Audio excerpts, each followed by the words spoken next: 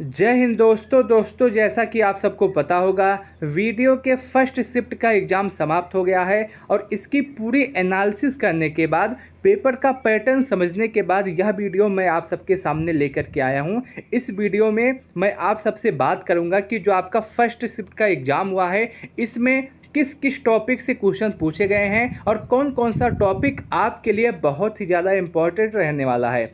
यदि आपका एग्ज़ाम आने वाले दिनों में है, आज शाम को है या फिर आपका एग्ज़ाम कल किसी भी शिफ्ट में है, तो आपको इस वीडियो को ज़रूर देखना चाहिए और इसमें जो इम्पॉर्टेंट टॉपिक बताया गया है, आपको इस टॉपिक को कवर कर लेना चाहिए, क्योंकि इसी टॉपिक के आसपास से आपके आने वाले शिफ्ट में भी क्वेश्चन पूछे जाएंगे और ये सभी टॉपिक आपके लिए बहुत ही ज़्यादा इम्पॉर्टेंट है। अगर आप सभी लोग इस टॉपिक को कवर कर लेते हैं, इस टॉपिक को पढ़ लेते हैं, तो आप और स्टूडेंट से 10 कदम आगे ही रहने वाले हैं। इसलिए इसमें जो टॉपिक बताया जाता है, आप सभी लोग इस टॉपिक को अवश्य पढ़ लें, अवश्य इस टॉपिक का रिवीजन कर लें।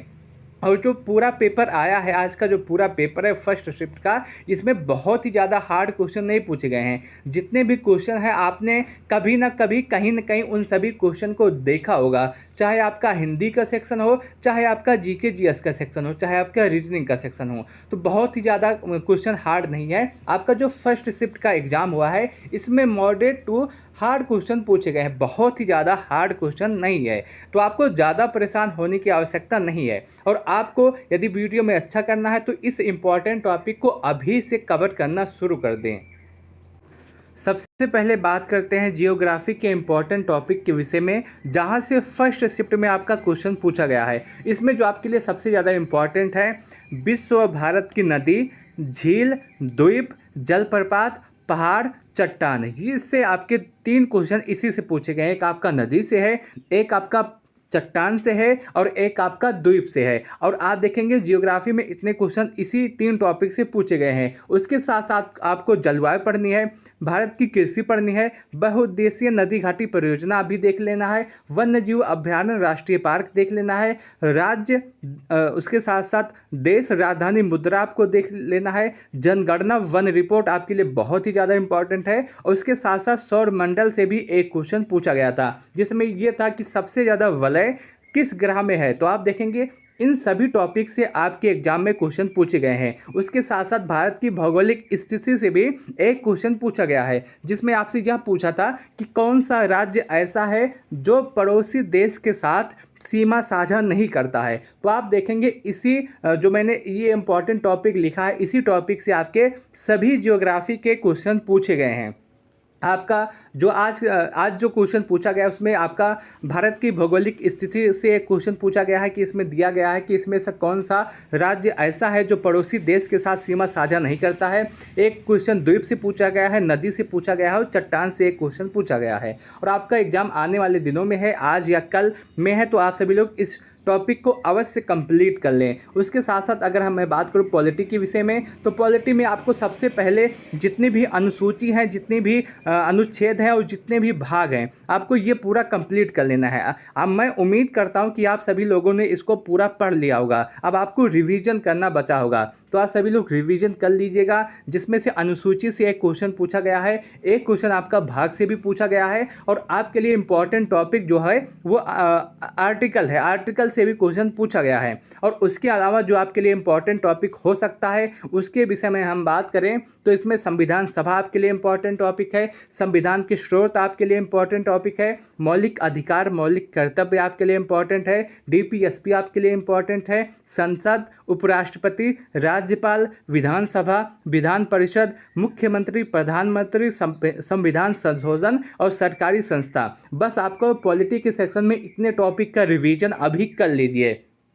इसी टॉपिक से आज क्वेश्चन पूछे गए हैं और संभावना यही है कि आने वाले दिनों में जो आज आपका एग्जाम है या फिर कल आपका एग्जाम है, इसी टॉपिक से सभी क्वेश्चन पूछे जाएंगे। और आपके लिए जो सबसे ज़्यादा इंपॉर्टेंट टॉपिक है जिसको आपको ज़रूर देखना है, वो आपका अनुसूची हुआ, भाग हुआ, डीपीएसपी हुआ, मौलिक अधिकार हुआ, संविधान के स्रोत हुआ, संविधान संशोधन हुआ और सरकारी संस्था और संसद। बस आपको इतना टॉपिक आज के लिए मोस्ट इंपॉर्टेंट है और आपके पास समय हो तो पूरा रिवीजन अवश्य कीजिएगा। इस टॉपिक का रिवीजन करना मत भूलिएगा जो आज के वीडियो में मैं आपको बता रहा हूँ। उसके साथ साथ अगर हम देखें आधुनिक भारत के लिए कौन सा इंपॉर्टेंट टॉपिक है तो इसमें सबसे पहले जो आज क्वेश्चन पूछा गया है वो गांधी युग से 2 क्वेश्चन पूछे गए हैं। एकदम क्लियर गांधी युग से 2 क्वेश्चन पूछे गए हैं और आपके एग्जाम के लिए। और यूपी ट्रिपल एस सी अगर आप देखें तो यूपी ट्रिपल एस सी के लिए गांधी युग बहुत ही ज़्यादा इंपॉर्टेंट है, मोस्ट इंपॉर्टेंट है, जहाँ से UP triple S C question पूछता है। तो आपको गांधी युग पूरा कंप्लीट कर लेना है, पूरा पढ़ लेना है। उसके साथ साथ जो प्रमुख युद्ध हुए हैं आपको उसको भी पढ़ लेना है। कांग्रेस के अधिवेशन बहुत ही ज़्यादा इंपॉर्टेंट है, आपको इसको अवश्य कंप्लीट कर लेना है।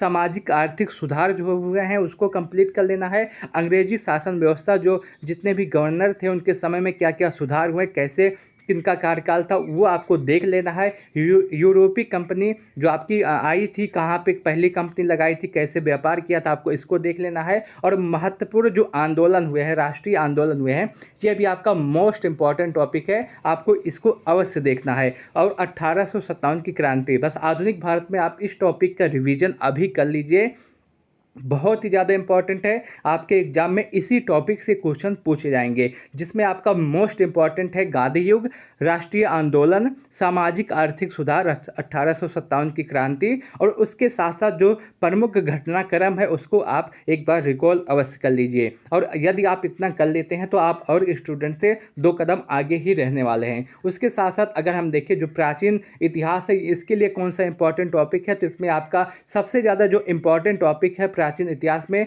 वो आपका है जैन धर्म और बौद्ध धर्म। मोस्ट इंपॉर्टेंट टॉपिक है आपके UP triple S C video re exam के लिए। उसके अलावा अगर हम देखें जो प्रमुख राजवंश हुए हैं, जैसे आपका चाहे वो दक्षिण भारत का हो या फिर उत्तर भारत को, आपको पूरा देख लेना है। मौर्य काल हुआ, जैसे गुप्त काल हुआ, मगध हुआ, महाजनपद काल हुआ, वैदिक सभ्यता और सिंधु घाटी की सभ्यता। बस आपको आधुनिक प्राचीन भारत में इतना ही देखना है। उसके साथ साथ अगर हम मध्यकालीन भारत की बात करें तो इसमें आपको दिल्ली सल्तनत पूरा देख लेना है और उस समय के जो स्थापत्य हैं उसको भी देख लेना। दिल्ली सल्तनत, मुगल वंश की शासन व्यवस्था, विजयनगर साम्राज्य और जैसे स्वतंत्र राज्य जो हुए हैं उनके जो है कौन से स्थापना किसने की थी, कैसे आगे बढ़ा, जैसे आपका जौनपुर हुआ, मैसूर हुआ, इन सबको देख लेना है। विदेशी आक्रमण जो हुए हैं, युद्ध और संधियाँ जो हुई हैं, मराठा और साम्राज्य जो है उनका उदय कैसे हुआ, सिख गुरु और स्थापत्य जो आपके मध्यकालीन में जितने भी स्थापत्य हैं बहुत ही ज़्यादा इंपॉर्टेंट है। और इसमें भी अगर मैं बात करूँ मोस्ट इंपॉर्टेंट टॉपिक के विषय में,